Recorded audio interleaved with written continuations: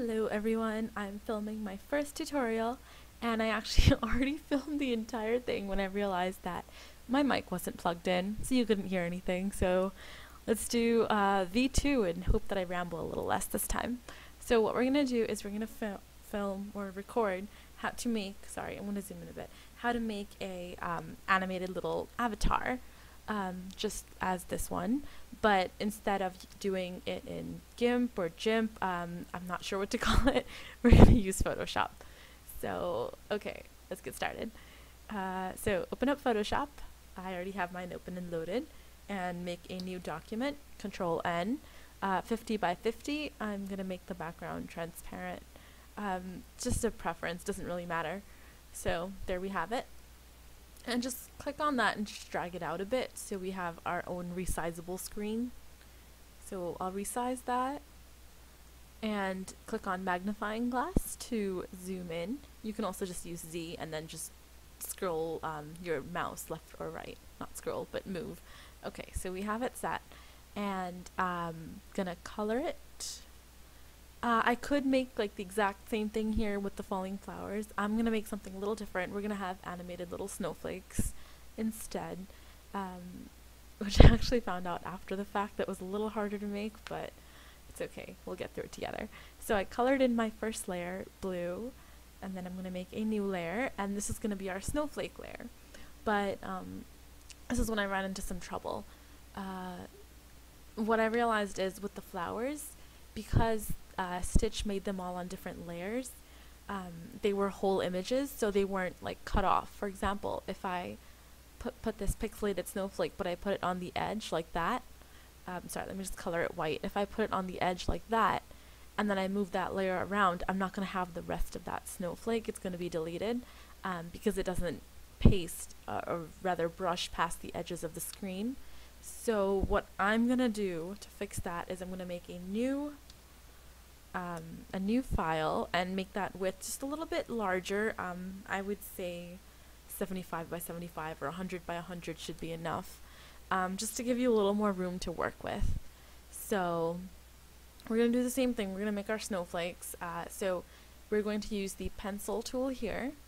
And what I did is I downloaded a brush pack. I actually closed the screen already, sorry, but it was off DeviantArt. It was a free little pixel snow brush pack that I downloaded. So click on pencil tool, and I already preloaded those brushes, so they're all right here, as you can see. So we can just start making little snowflakes. So I'm going to color the background here blue, make a new layer, and do the snowflakes on this in white. Just keeping it very simple for you all. So I like variety, so I'm going to try not to have too many repeat snowflakes. Do this, and now over here don't go over the edges because we want the whole thing. Alright, so let's just keep going. Fill up your screen with snowflakes. I'm doing this very roughly, so it's not going to be like the prettiest design ever, but I hope you guys still like it. That's the same as I did already. Okay.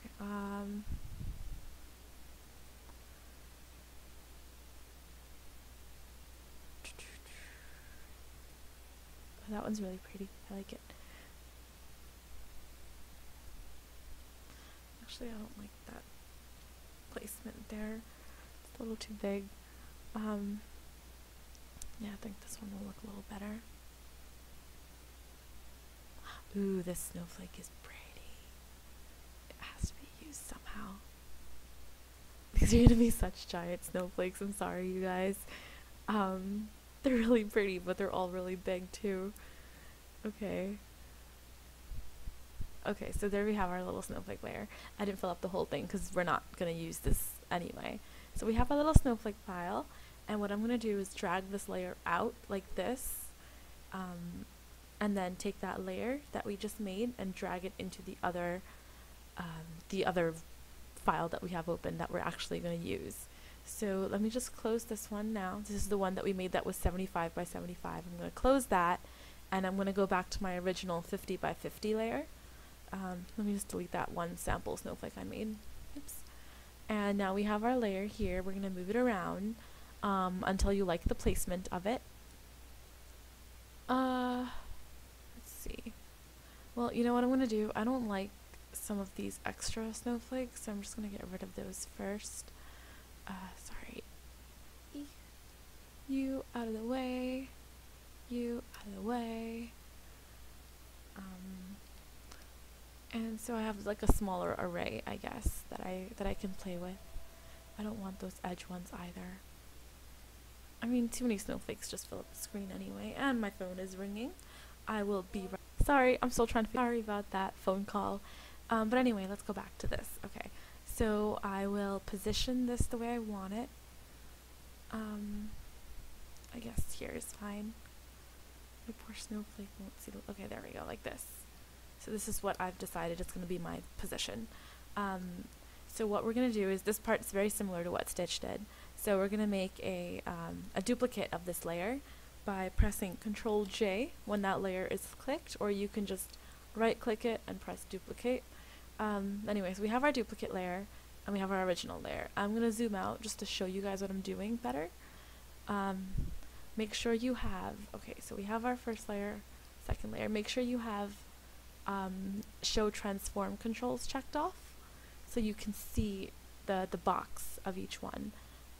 So I'm going to take layer 3 or layer 2, let's rename that really quickly. It said 3 because we had transferred it in after and we had that one extra layer to show you how the snowflakes got cut off. So anyway, I'm going to duplicate that and just drag it upwards. And okay, so what I have done, actually no, so what I'm going to do is I'm going to snap the layers. Let's do this. Okay, so what you do is you make sure under, where was it? Under, I'm trying to think, oh gosh. View. Under View, you press Snap to and you make sure Layers is checked off, okay? That means that the edge of this second layer will snap right along the edge of the first layer. So as you can see, I just moved it up until it snapped to that edge.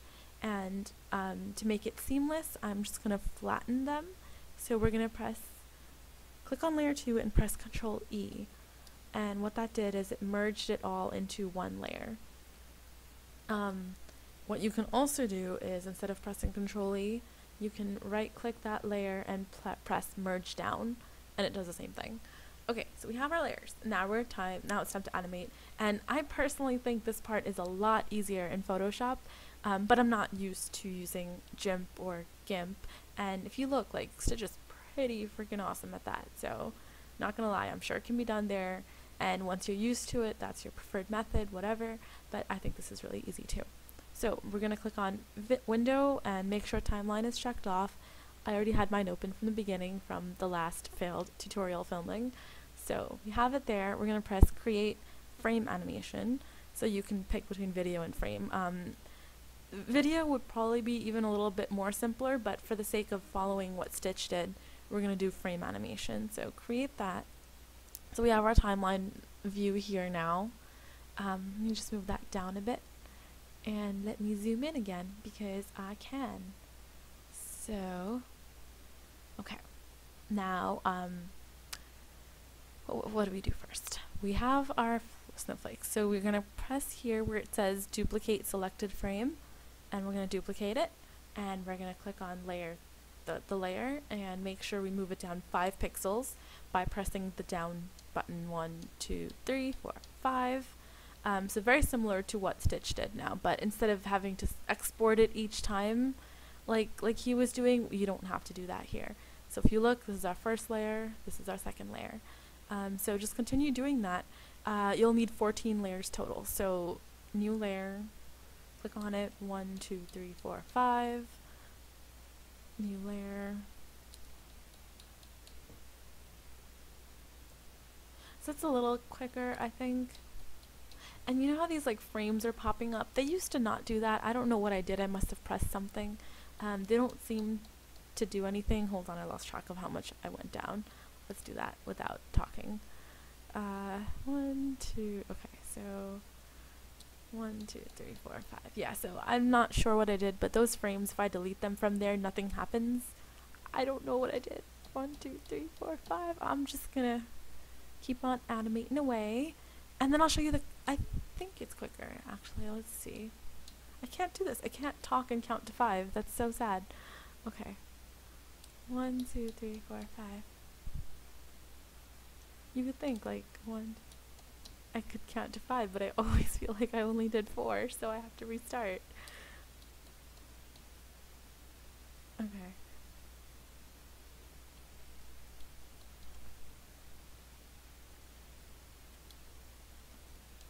If you mess up, I mean, it's not like the end of the world. It's just, it won't be as seamless.